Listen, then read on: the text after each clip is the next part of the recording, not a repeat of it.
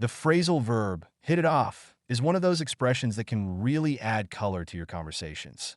It means to quickly establish a good rapport or connection with someone. Imagine meeting someone for the first time and feeling like you've known them forever. That instant chemistry? That's hitting it off. Let's break it down with some examples. Picture this. You're at a party and you strike up a conversation with someone who shares your love for hiking. You both start laughing and sharing stories about your favorite trails. By the end of the night, you're exchanging numbers and making plans to go hiking together. You could say, "We really hit it off at that party." Or consider a workplace scenario. You start a new job and sit next to a colleague during lunch. You both discover a mutual interest in classic movies. Before you know it, you're discussing your favorite films and making plans to watch one together. You might say, "I hit it off with my coworker right away. We have so much in common." Now, when should you use hit it off?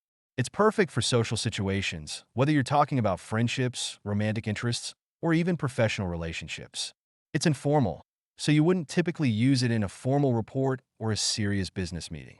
Instead, save it for casual conversations or storytelling. To help you remember this phrase, think of it like a spark. When two people meet and there's an instant connection, it's like a spark igniting.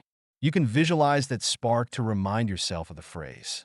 Just picture two people meeting and a little firework going off between them. Boom, they hit it off. In summary, hit it off is all about that immediate connection. Use it when you want to describe those moments of instant chemistry, whether it's with a friend, a date, or a new colleague. It's a fun phrase that captures the excitement of new relationships.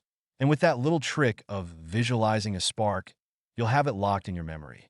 So next time you meet someone and feel that connection, you'll know exactly what to say.